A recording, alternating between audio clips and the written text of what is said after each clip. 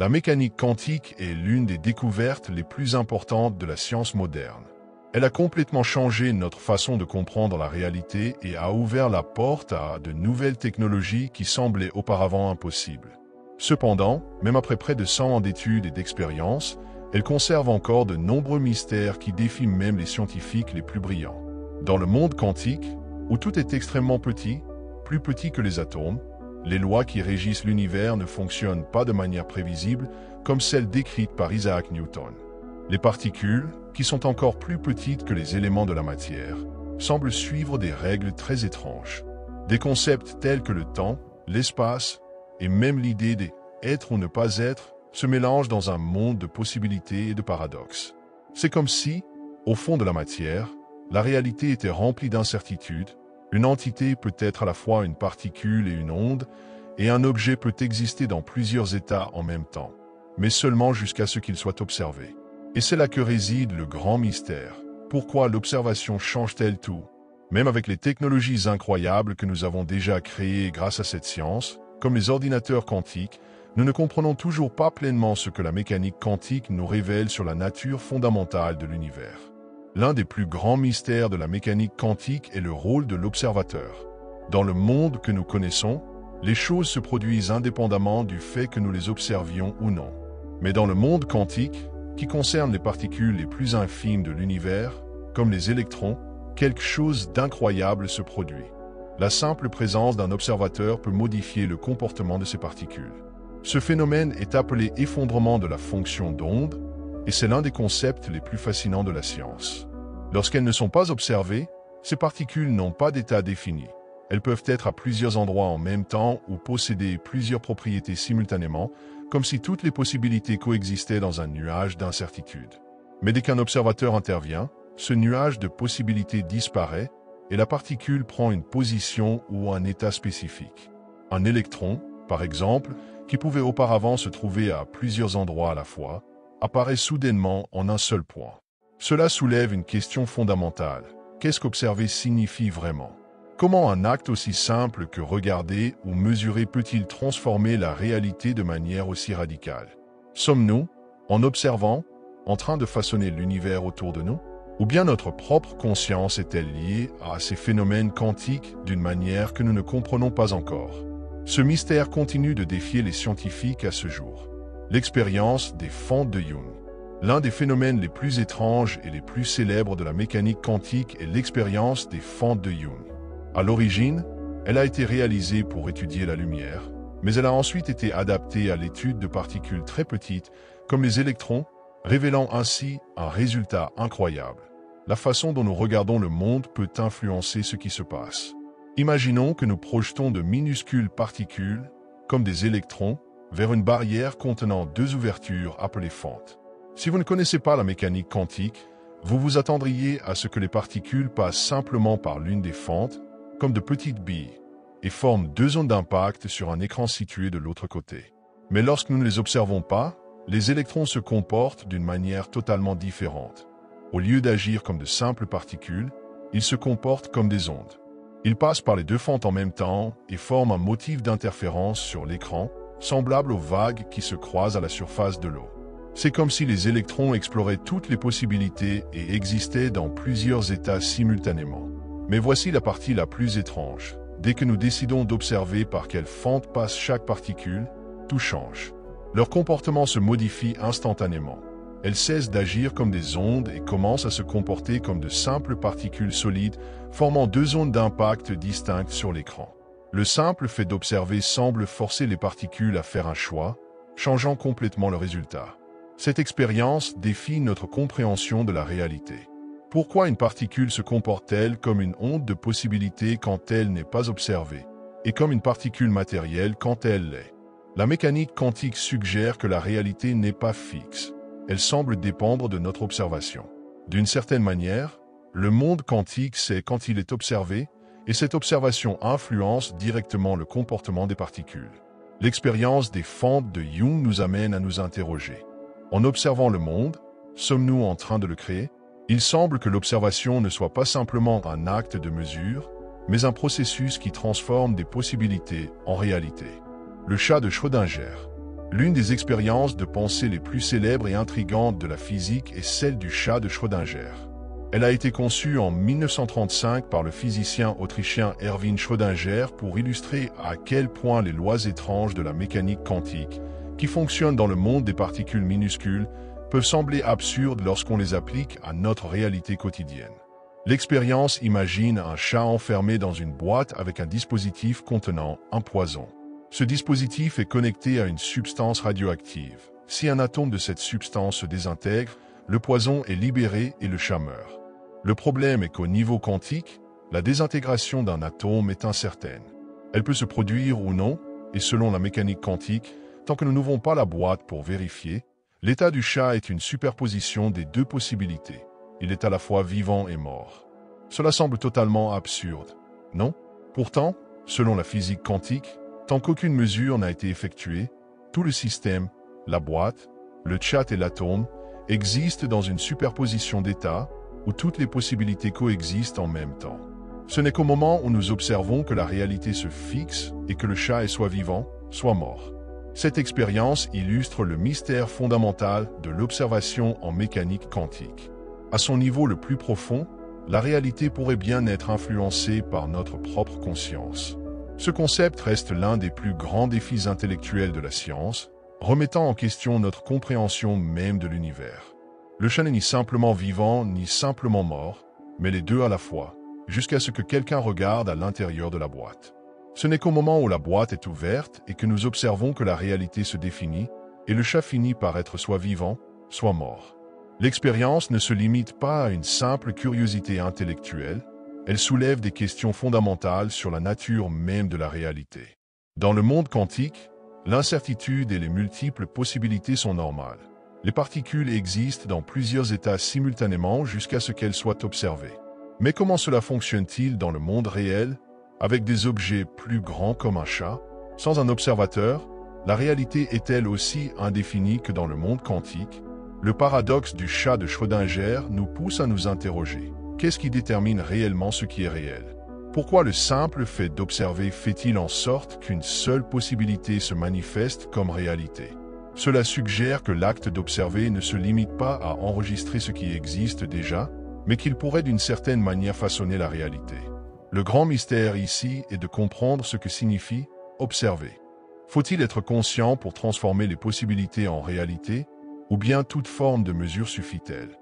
Cette expérience nous amène à réfléchir au rôle de notre conscience dans la création de la réalité. Sommes-nous simplement des spectateurs du monde, ou participons-nous activement à sa formation?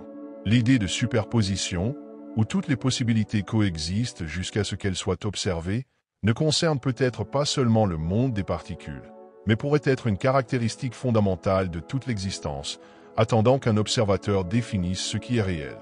L'intrigant phénomène de l'intrication quantique. L'un des phénomènes les plus fascinants et mystérieux de la mécanique quantique est l'intrication quantique. L'intrication suggère que deux particules peuvent se connecter d'une manière si profonde que, quelle que soit la distance qui les sépare, une modification de l'une affecte instantanément l'autre. Cela se produit immédiatement, que la distance entre elles soit de quelques centimètres ou de milliards de kilomètres, comme s'il existait un lien invisible entre elles.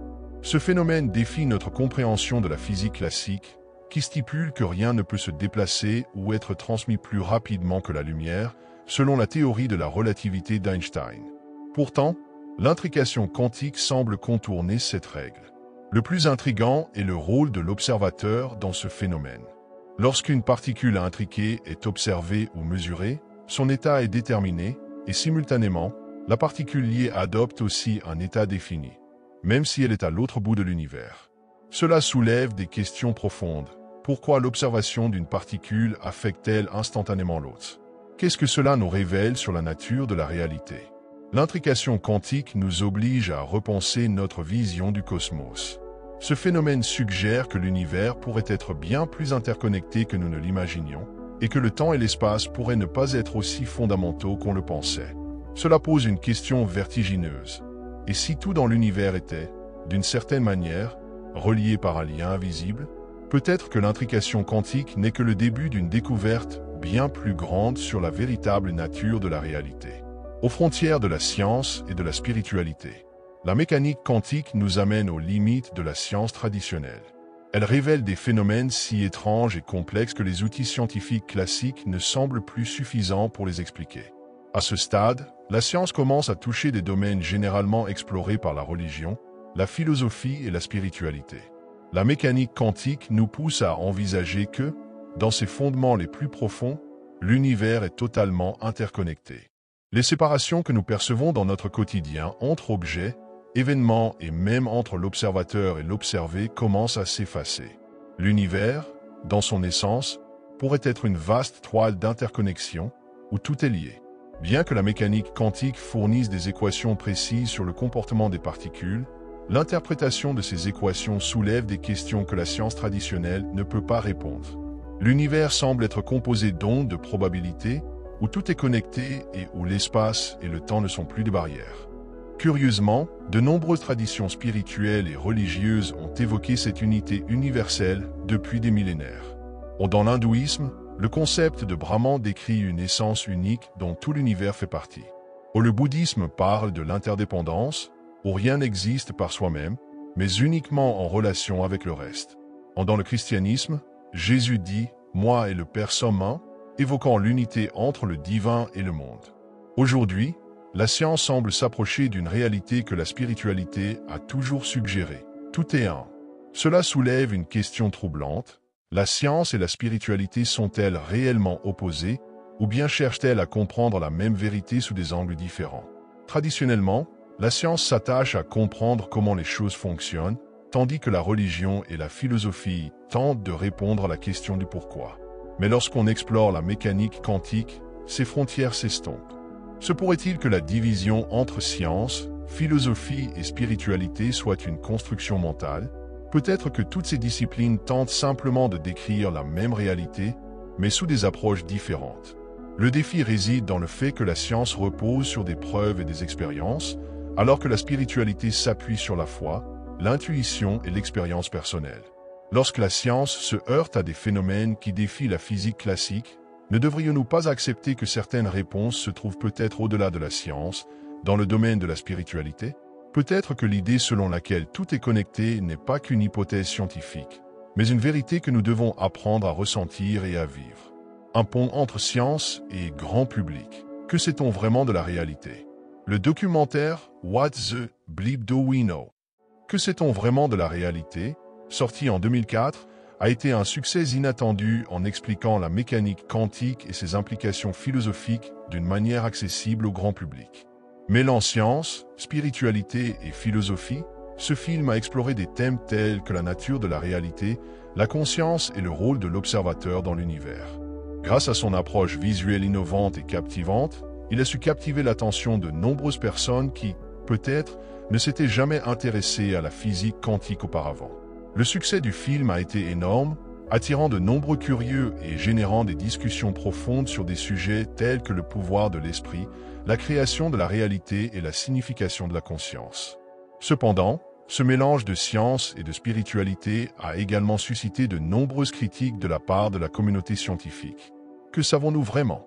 Présenter des interviews de scientifiques, philosophes et experts dans divers domaines. Certains des scientifiques impliqués dans le projet ont suggéré que la mécanique quantique ne se limitait pas au monde subatomique, mais qu'elle pourrait aussi être la clé pour comprendre des questions telles que la connexion entre l'esprit et la matière, voire même le rôle de la conscience dans la création de la réalité. Cela a déclenché un débat houleux, car pour beaucoup dans la communauté scientifique, cette tentative d'unir science et spiritualité était perçue comme une spéculation ou de la pseudoscience. Le film présentait des concepts suggérant que notre perception de la réalité pourrait façonner le monde qui nous entoure, une idée qui n'est pas acceptée par la science traditionnelle, qui a toujours distingué l'objectif du subjectif. Les critiques affirmaient que le documentaire déformait les découvertes scientifiques et menait à des conclusions erronées. Malgré cela, le film a été largement discuté et a atteint un public énorme, tant au cinéma qu'en vidéo. Mais alors que le documentaire rencontrait un grand succès auprès du grand public, de nombreux scientifiques qui y avaient participé ont dû faire face à de sérieuses conséquences. Certains ont été critiqués par leurs collègues et ont rencontré des difficultés professionnelles. Leur implication dans un projet mêlant science et spiritualité a mis leur carrière en péril. Dans certains cas, ces scientifiques ont été marginalisés et ont perdu en crédibilité dans le monde académique. Cela rappelle certains moments historiques où de nouvelles idées scientifiques ont été initialement rejetées, voire persécutées. Au Moyen Âge, par exemple, Galilée et Giordano Bruno ont été persécutés par l'Église pour avoir remis en question l'idée que la Terre était le centre de l'univers.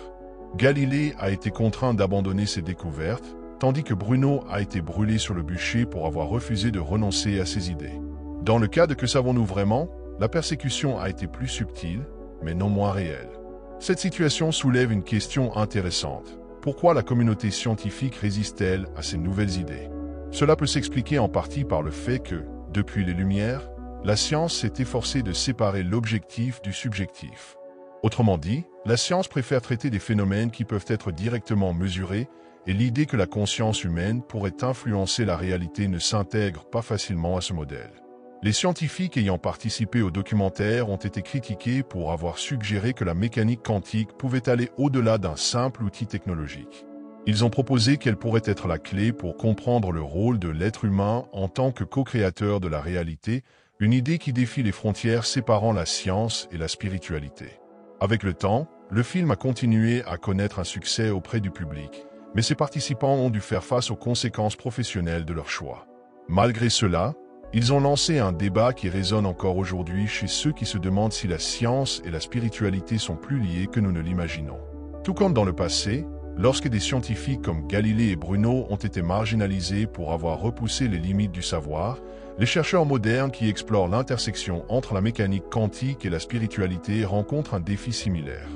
La question qui se pose est: combien de temps ces idées resteront-elles en marche? Et que se passera-t-il lorsque la science sera prête à accepter que, peut-être, elle et la spiritualité tentent de décrire un même phénomène sous des angles différents? Le savoir caché des élites. L'idée que le savoir est un pouvoir existe depuis les débuts des civilisations. Tout au long de l'histoire, ceux qui contrôlaient le savoir, qu'il soit scientifique, spirituel ou philosophique, occupaient souvent une position privilégiée par rapport aux autres.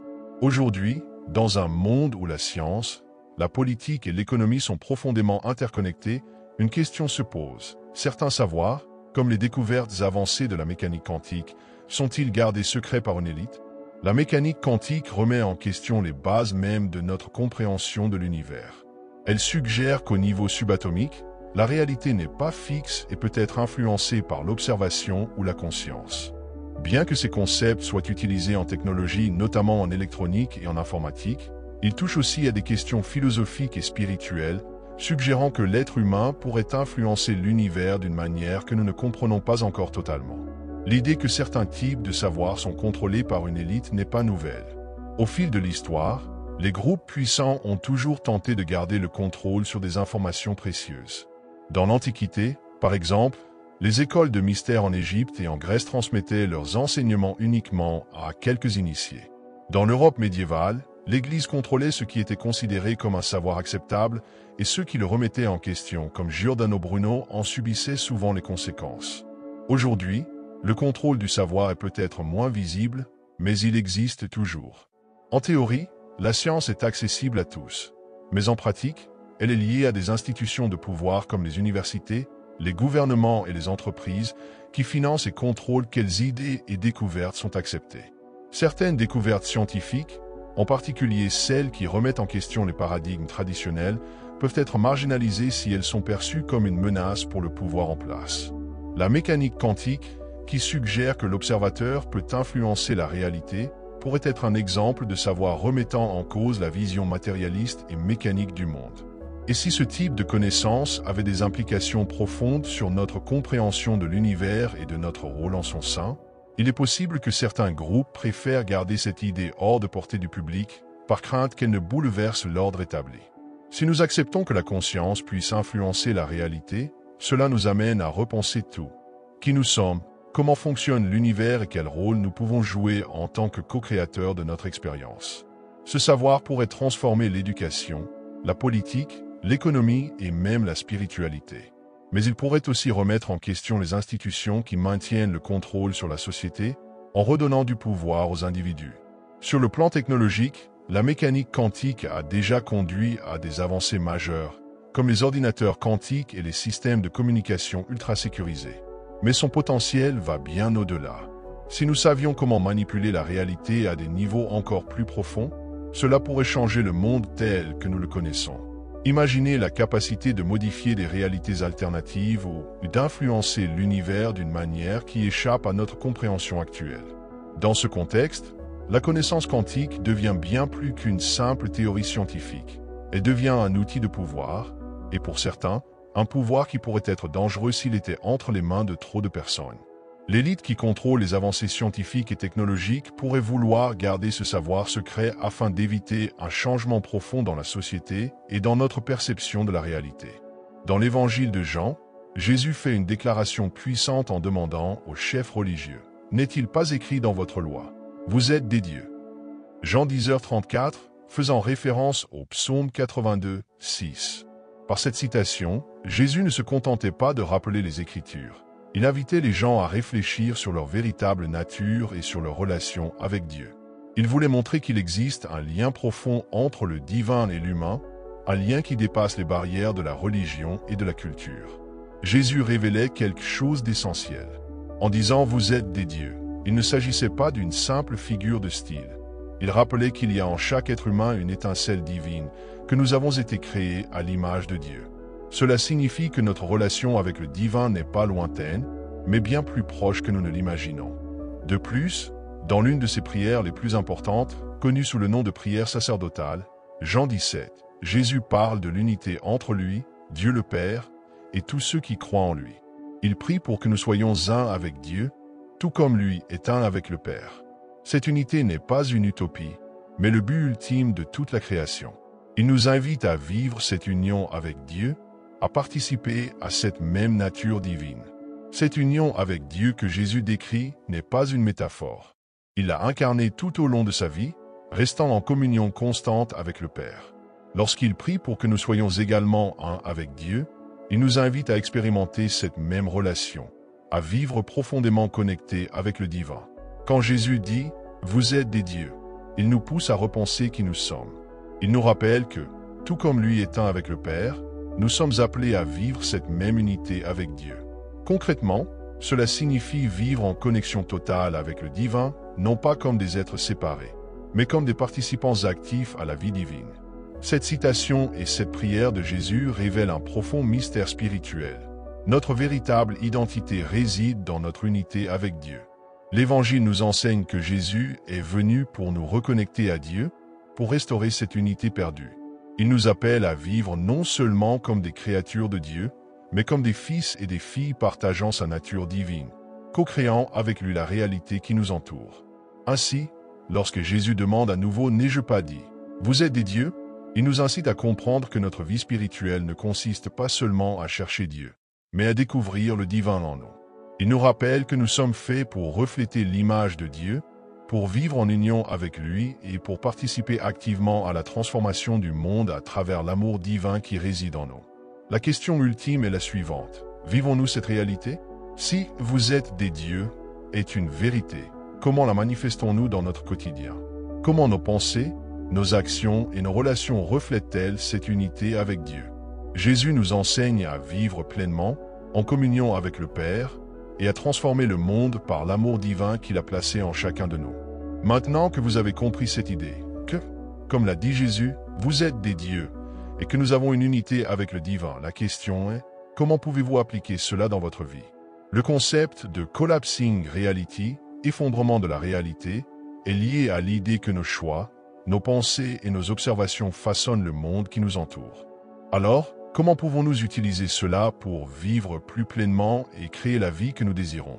La grande leçon est la suivante. Tout comme la mécanique quantique suggère que l'observateur influence la réalité, vous aussi, vous influencez votre monde. Tout commence en vous, vos croyances, vos pensées, vos choix et vos actions. Si vous voulez transformer votre réalité, vous devez d'abord transformer votre manière de penser, d'agir et de vous connecter au monde. Vous avez le pouvoir de façonner votre réalité chaque jour. Et comme Jésus nous l'a rappelé, vous êtes des dieux. Vous avez une étincelle divine en vous. Utilisez ce pouvoir pour créer une vie pleine de sens, d'amour et d'unité avec le divin. Si vous avez regardé ce documentaire jusqu'ici, je vous demande, s'il vous plaît, de laisser un like et de vous abonner. Cette chaîne est nouvelle et je prévois de publier beaucoup plus de contenu sur la religion, la mécanique quantique et la véritable nature de notre existence. Votre like et votre commentaire aideront également l'algorithme de YouTube à vous proposer plus de vidéos comme celle-ci. Merci pour votre soutien et à très bientôt.